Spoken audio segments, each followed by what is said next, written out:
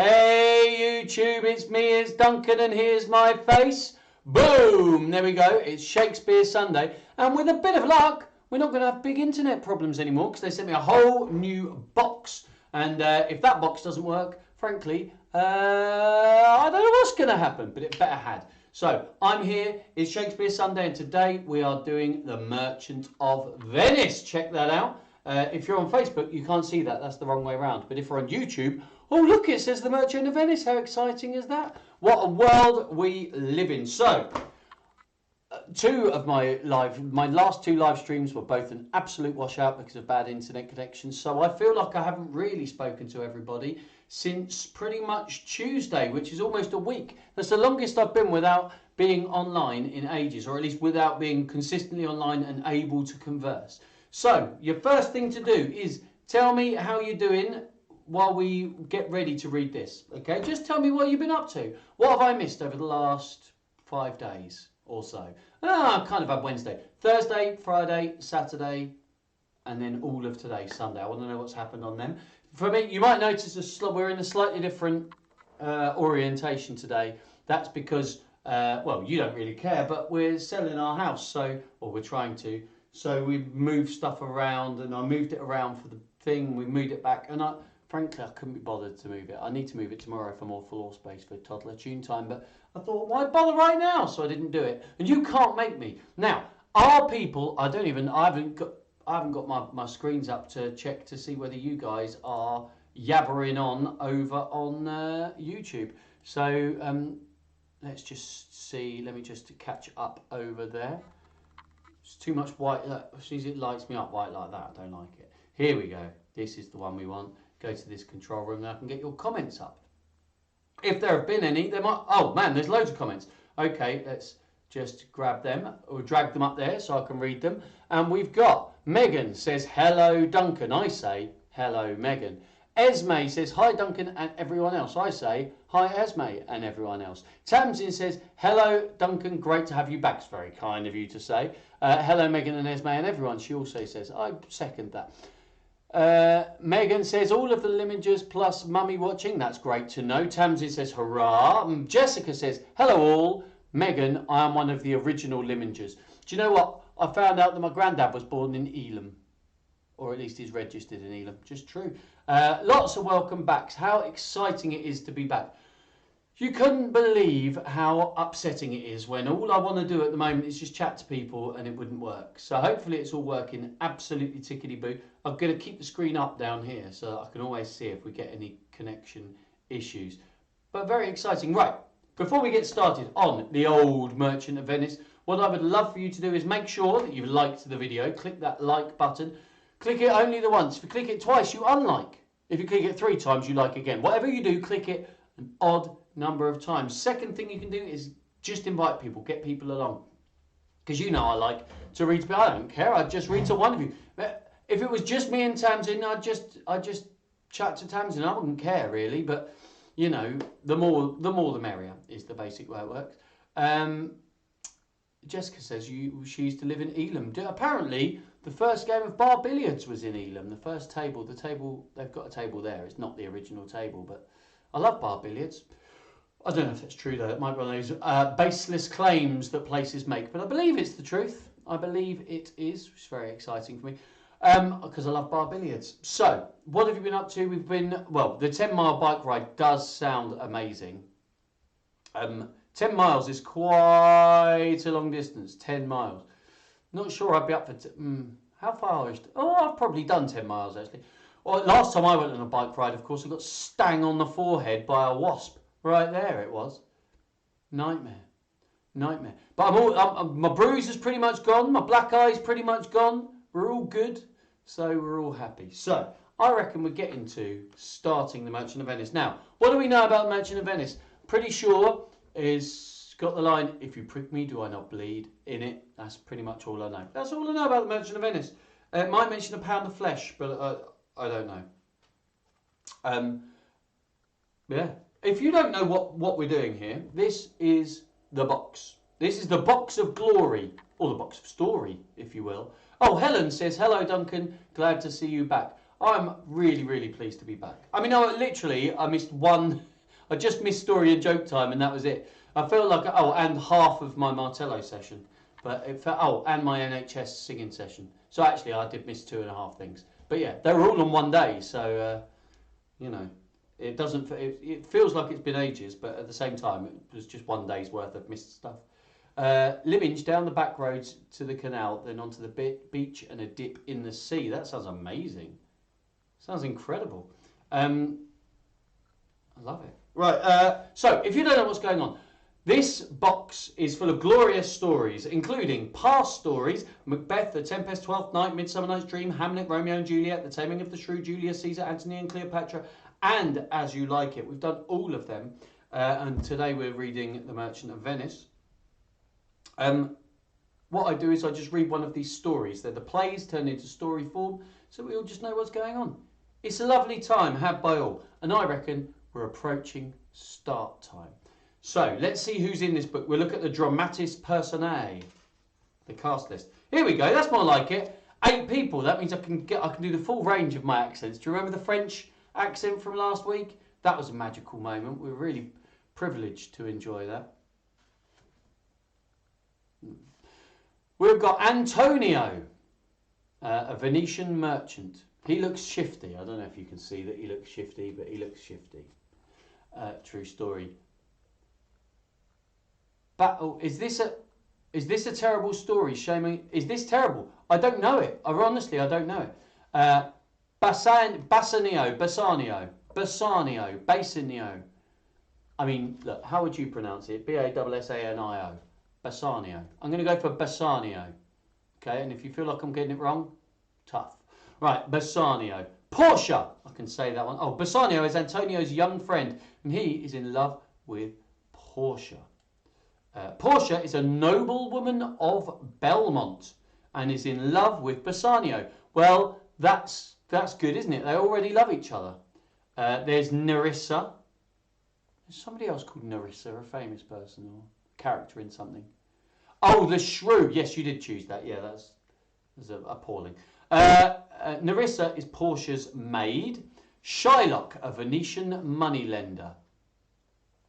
Okay. The Prince of Aragon, Portia's suitor. So Portia is being set up with the Prince of Aragon.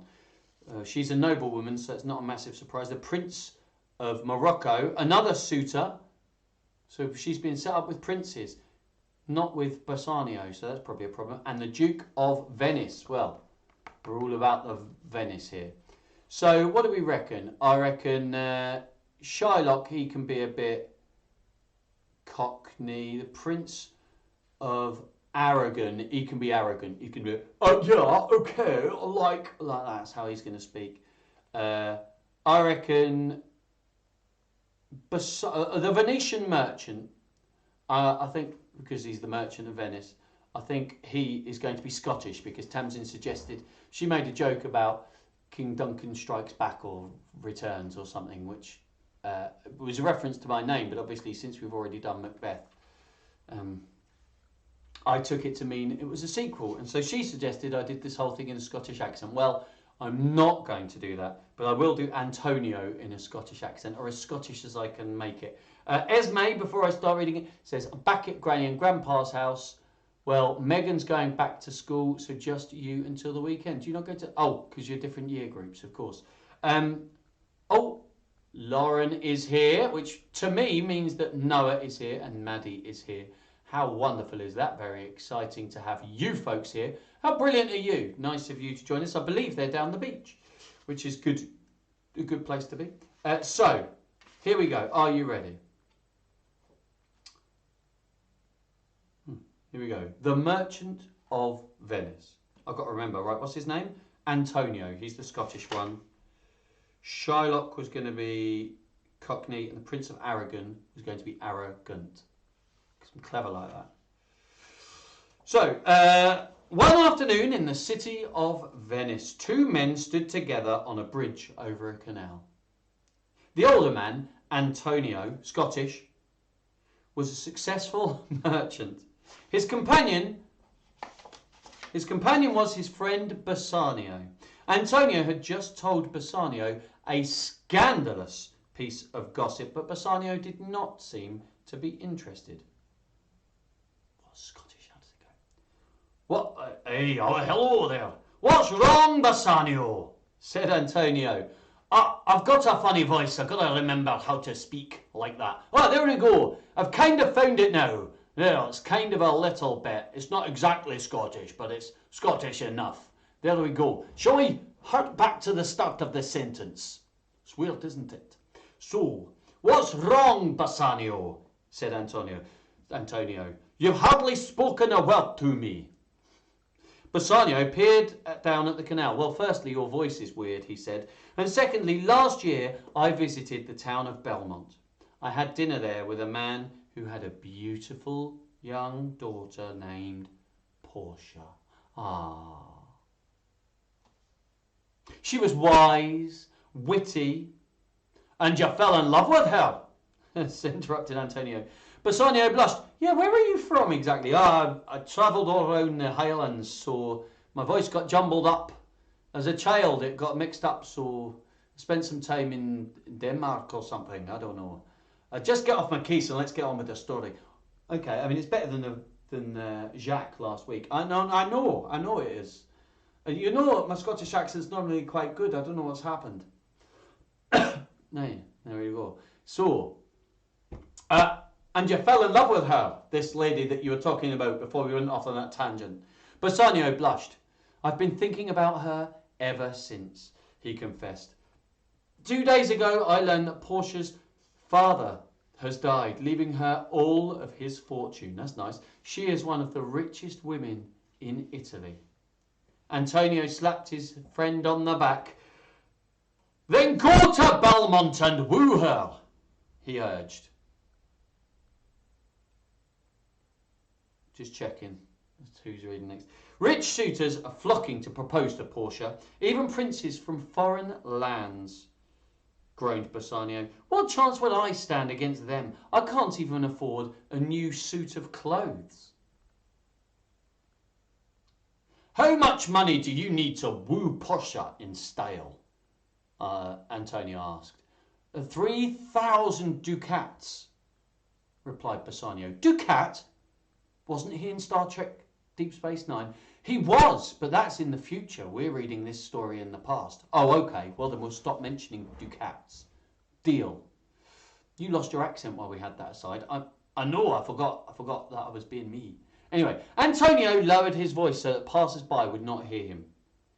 If I had the money, I would lend it to you, he said. But at the moment, I haven't got 300 ducats, let alone 3,000. All my money is invested in 4 ships that are voyaging around the world.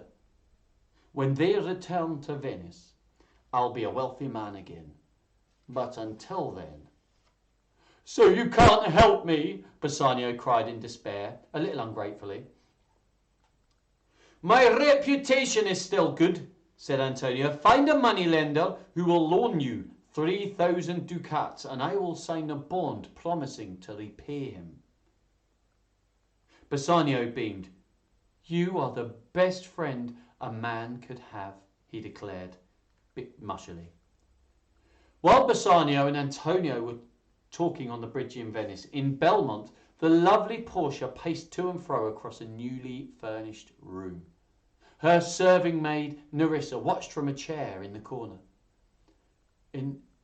You sound like Richard Madden, isn't he? Man, I wish I looked like him. Anyway, I've missed loads of comments. I'm not really reading them.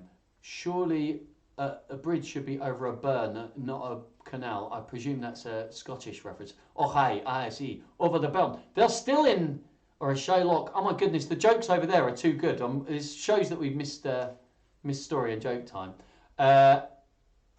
Shylock. So good. But we're in Italy, not Scotland. He just happens to be a travelling Scotsman with an Italian name, like Paolo Nutini and Peter Capaldi.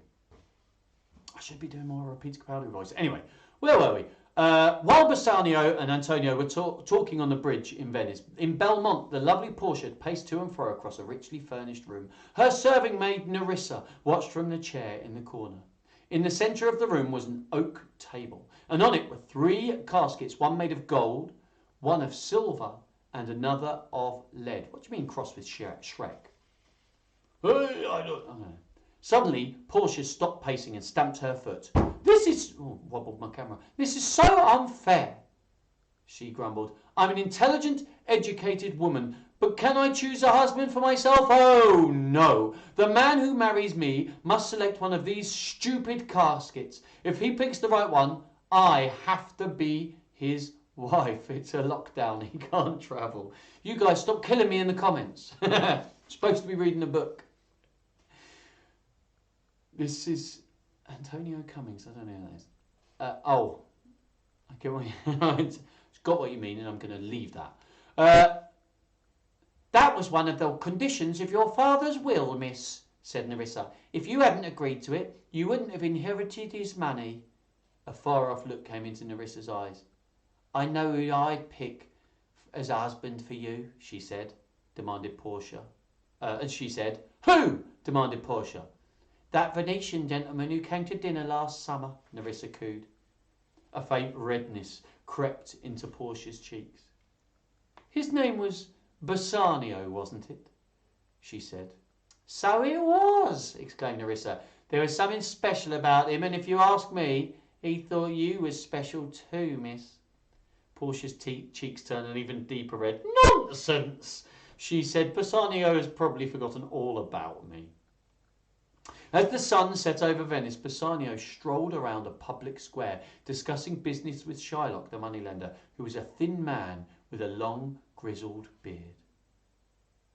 Shylock had a sharp mind, but often pretended to be slow-witted to mislead his clients. He frowned at Bassanio and said, Let me be clear about this. You want to borrow 3,000 ducats. I do, said Bassanio, and your friend, the merchant Antonio, will sign a bond guaranteeing that he will pay back the money within 3 months. Bassanio nodded. He will, he said. Look, here comes Antonio now. He'll tell you himself. Shylock narrowed his eyes. He and Antonio detested each other, though both men made a show of being polite. Well, Shylock, name with lock in it, easier to say. Well, Shylock, said Antonio, will you lend Bassanio the money? I am considering it, Shylock replied. It surprises me that you're willing to sign a bond. Didn't I hear you boast that you will never charge interest on a loan or pay interest on any money that you borrowed? Normally I wouldn't, agreed Antonio, but this money is for my friend, so I'm making an exception. Will you give him the money or not? Shylock spoke quietly, but sparks of rage glowed in his eyes. Antonio, you have criticised the way I do business, but I have never complained, he said. The other day you spat on my clothes and called me a Jewish dog and kicked me. Today you're asking for my help. Remember that Jews are just as human as you. If you cut us, we bleed. If you poison us, we die. And if you insult us, we will have our revenge. We don't like each other, Shylock, Antonio said frankly, and if I don't return the loan in time, imagine the pleasure it will give you to make me pay the penalty. Shylock laughed, as if he had thought of a joke. Speaking of the penalty, I think it would be amusing if the lawyer who draws up the bond writes that you do not pay me by such and such date. You will let me cut off a pound of your flesh. Or that if you do not pay me by such and such date, you will let me cut off a pound of your flesh from the place nearest to your heart. Agree to that, and your friend shall have his money. Bassanio clutched Antonio's arm. No, Antonio, he gasped. Let's find another moneylender. Probably not his most convincingly. He's probably still thinking about those 3,000 ducats from Star Trek Deep Space Nine. Enough, ducat. I sound like your Uncle Billy. Apparently, Uh, Here we go. Antonio sensed that Shylock was testing him. If he refused Shylock's terms, then the moneylender would spread the word that Antonio was a coward. Hey, just as you wish, Shylock, Antonio said. No, said Bassanio. What if something happens to your ships? Don't worry, Antonio said. They are due back in Venice a month before the repayment date. Do you know, I'm struggling with the R's. A repayment date. And I read about that we've moved how we make the letter R in culture. Because I make it with my bottom lip like this, rather than with my tongue like this. It makes it difficult for me to do a good Scottish accent. True story. Also, that's what's going on with Jonathan Ross. There we go. Neither Antonio nor Bassanio noticed Shylock's gloating smile. Sailors make mistakes and ships sink, Antonio, Shylock thought. Once that bond is signed, you will be at my mercy. In Belmont, bom, blim, bum, bum, bum, bum. That was the little rhythmic interlude. Now back to the story. In Belmont, Portia led the Prince of Morocco into the room where the caskets were kept. The prince was a handsome man whose white robes showed off his dark skin. He stared at the caskets, picked up the one made of lead, and read the words inscribed on it. If you choose me, you must risk all that you have. The prince put down the casket. Risk all I have, he said, correcting himself. For lead, he snorted, I will risk nothing for a common metal. What is the inscription on the silver casket? If you choose me, you will get as much as you deserve. The prince laughed. This could be the right casket. I deserve the best, and Lady Portia would be the best wife for me. Oh no, I've just got my people mixed up. He sounds all arrogant. I'll keep his voice low like this. There we go. Slightly change his voice because I promised the arrogant one would be arrogant. But I'll wait until I've read the inscription on the gold casket. If you choose me, you will get what many men desire. This must be the one. Many men want to marry Lady Portia, and a prize like her must be in a casket made from the most precious metal of all. The prince lifted the lid of the gold casket and cried out in dismay. Inside was a human skull. That's gruesome. Look, picture there. Oh, I don't know. It's not on the thing. Inside was a human skull with a small roll of parchment in one of his eye sockets, a flair for the dramatic. The prince unrolled the parchment and read, All that glistens is not gold, as you often have been told. You have chosen outward show, so now say farewell and go. Love that. But Esme's just said, love the accent. It's very funny. It's not supposed to be funny. It's supposed to be dramatically wonderful. Anyway, without another word, the prince left the room and Portia heaved a heavy sigh of relief.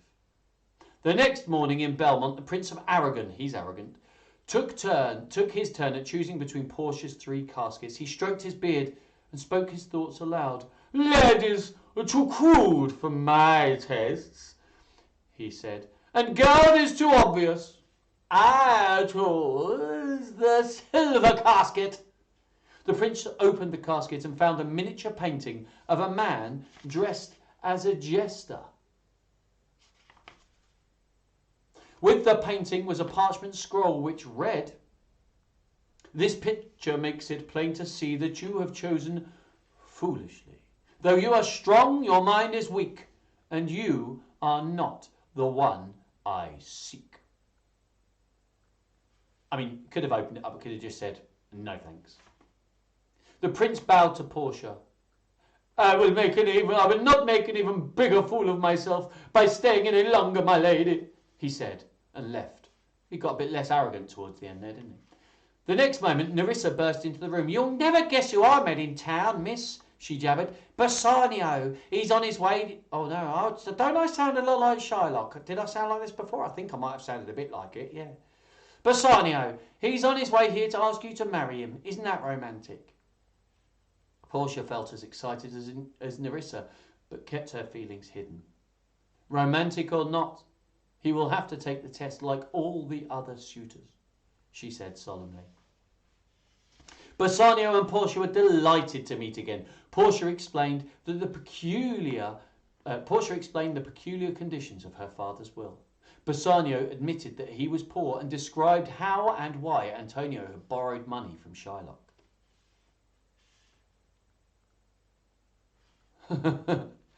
Noah keeps looking at Lauren and wondering who I've eaten to make those voices. I eat a lot of people. That's the only way I can do their voices. And one of these days, Noah, I'll be able to do your voice. Because I'm going to eat you. I'm not. Don't worry about it. Finally, Bassanio said, show me the caskets. Let me choose. Portia was afraid if Bassanio chose wrongly, she would lose him forever. Wait a few days, she begged. I can't bear to, said Bassanio. I have to know if we're to spend our lives together. Needy. Portia led Bassanio into the room where the caskets were kept, and he examined them. Evil often disguises itself, he said. In a court, a guilty man hides his crime behind a clever argument. Cowardly soldiers mask their fear by pretending to be brave. But this lead casket doesn't seem to be hiding anything. With shaking hands, Bassanio opened the casket. Inside was a portrait of Portia. A portrait, if you will. And a scroll that said, you have not chosen with your eyes, but with your heart, and you are wise. Turn now to where your lady is and claim her with a loving kiss. Bit of luck, in it? So Bassanio and Portia were married and were blissfully happy. As the weeks turned into months, Bassanio almost forgot about his previous life, and then one morning at breakfast, he received a letter from Venice. And as he read the letter, he gasped in horror.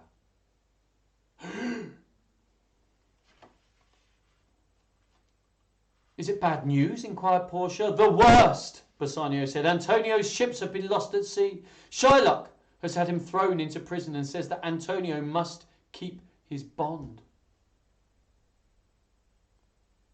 Give Shylock his 3,000 ducats from Star Trek Deep Space Nine, exclaimed Portia. Give him 6,000 ducats from Star Trek Deep Space Nine if he wants. Shylock's daughter... Hold on, where are we? Who's saying this? Shylock's daughter ran off and married a Christian. She took money from her father's cash boxes. The shock has hardened Shylock's heart, Bassanio said. He insists on his pound of flesh, and Antonio goes on trial for debt in a few days. There were laws back then that you weren't allowed to lend money. We owe him our happiness. In fact, Shakespeare's is no. Remind me about Shakespeare's dad and money lending. Remind me of that at the end of this.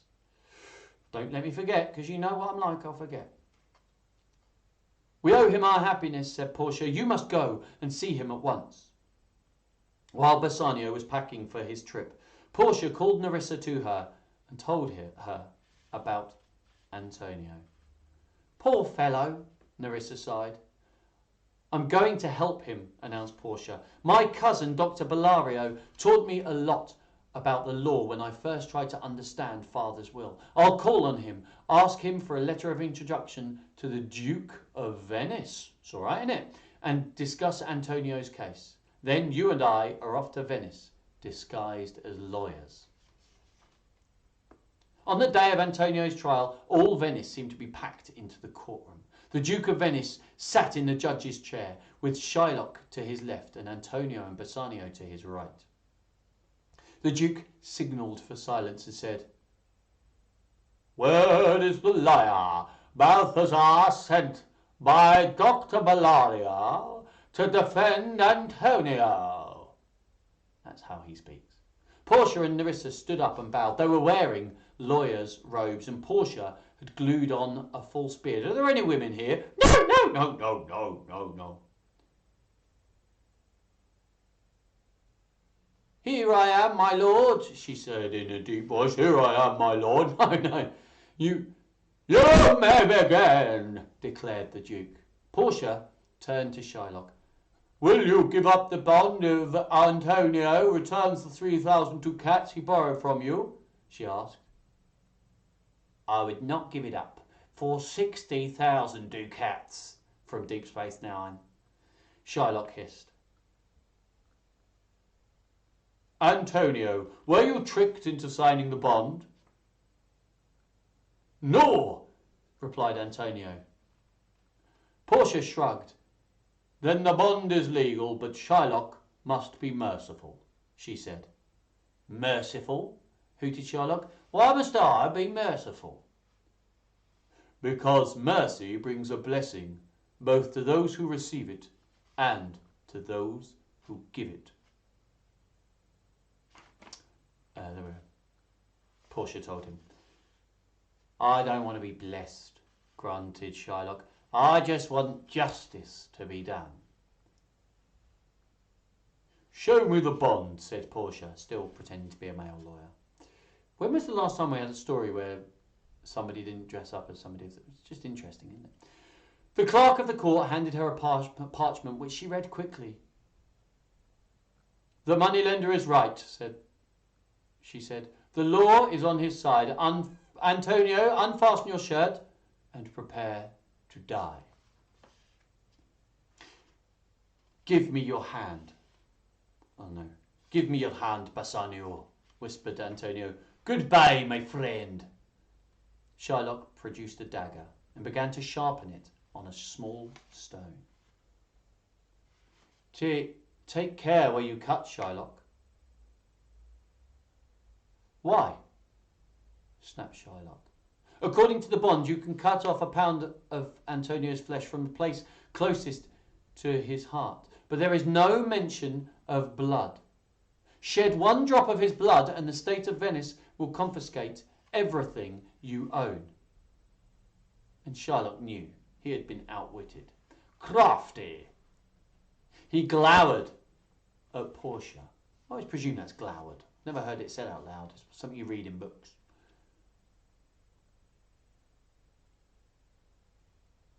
I'm trying to remember his accent, sorry. Give me my 3,000 ducats, he smiled. From Deep Space Nine, he added. You have already refused the money in open court, Portia pointed out.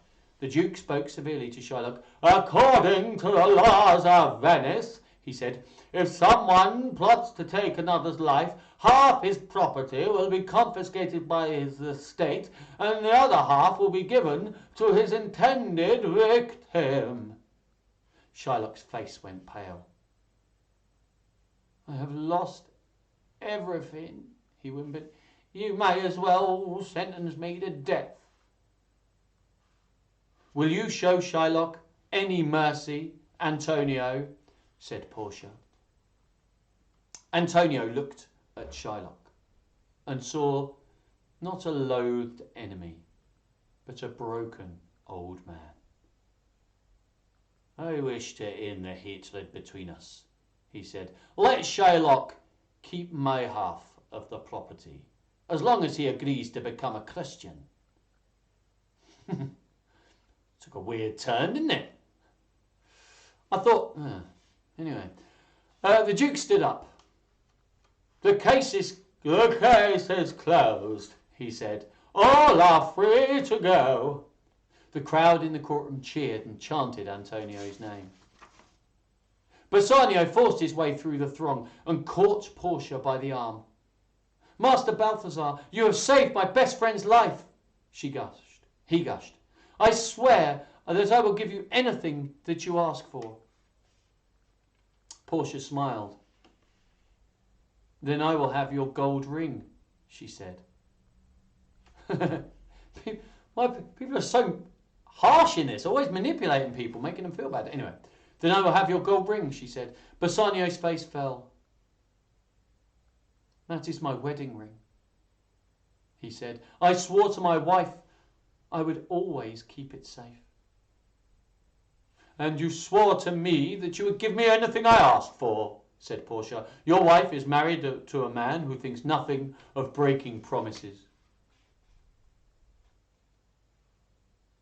Reluctantly, Bassanio removed the ring and presented it to Portia. When she learns how much I owe you, my wife will understand why I gave you my wedding ring. Oh, I know she will, Portia assured him. Look, with a little cheeky grin. She is having a little cheeky grin there. Then she and Nerissa slipped away and left Venice to its celebrations. She didn't even let him know! And that's the end! There we go. Interesting story. I quite like that story until the twist at the end where someone was made to renounce their faith. I'm like, Suddenly there's an implication that underneath all of his wrongdoing was purely his heritage and religious beliefs. Shakespeare dropped the ball on that one, if you ask me. It was doing quite well. I thought it was all right, that whole, if you prick us, do we not bleed? I thought that was all like, hey man, we're all the same. But then at the end, he kind of switched. Now, I don't know how true this is to the story, obviously. But I'm like, it's an interesting one, isn't it? It's very interesting that Shakespeare went there after making the exact opposite message. Who knows? I'm going to have to look up the original now and find out if that is exactly how it goes down. Tell us about Shakespeare's dad. Yes, now there's lots of ridiculous theories out there that Shakespeare isn't Shakespeare and whoever wrote Shakespeare was like the Earl of Oxford and Francis Bacon or Christopher Marlowe, loads of things. I've got a book on it, I read it. And it's all nonsense. But one of the reasons they say that is that he couldn't possibly have had the education to write it. He must have been a nobleman, he must have been posh or something like that. And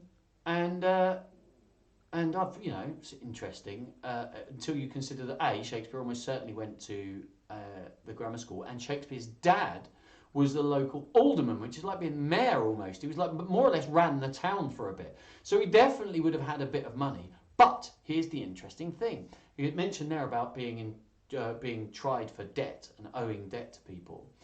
It was illegal to charge interest, but it was also illegal to give people credit, give people any kind of loan in Shakespeare's time. Certainly, it might not be in Shakespeare's time, but certainly at the time when Shakespeare's dad was doing all of his dealings. And the theory is that Shakespeare's dad, what he did was he took some stuff, and you weren't allowed to do this back then because it was the same as lending, took some stuff without paying for it in agreement to pay later. Or gave someone some money in the promise of later rewards, whereas transactions had to be instant back in the 16th century. So if you didn't do it there and then, you were guilty of money laundering. I'm not going to say that just in case it's the wrong word and I embarrass myself. So you weren't allowed to lend money. Shakespeare's dad was found guilty of this and ended up having to pay a fine and ended up in a lot of trouble. So, when you're talking about people who couldn't possibly, Shakespeare couldn't have written Shakespeare, and then he writes a thing where someone goes to court about money lending, I think that's definitely, apart from the myriad reasons that Shakespeare definitely wrote Shakespeare, and it was never questioned in his lifetime by any of his contemporaries. It's, little things like that. Just when I read that, I was like, well, Shakespeare's dad also went to jail for that, so he's obviously taken his real life and putting it in. It's just interesting, isn't it? We don't know a lot about Shakespeare. There's very little we do know. The book I read was by Bill Bryson, who's my favourite writer, and it's accessible to all. If you want to know more about Shakespeare, read Bill Bryson. It's such a good, great little book. Anyway, comments. Nightmares for a week now. I presume that was because I threatened Noah with eating him. And then stealing his voice. Best performance so far. That's so kind of you, Tamsin. Thank you. And brilliant performance. Very nice. And thank you for a lovely story. You're really, really kind. Now, you've got to choose the next story. Let me tell you what we've got. We've done As You Like It. We've only got 5 left. Henry V, King Lear, Much Ado About Nothing, Othello, and Richard III. It is up to you. So I'm going to let you decide that while I remind you. Tomorrow, toddler tune time at 10:30. Sorry, I've got hiccups. Toddler tune time at 10:30 a.m. That's in the morning. 7 a.m. in the morning. That song really annoys me because a.m. means in the morning. So it's tautology, isn't it?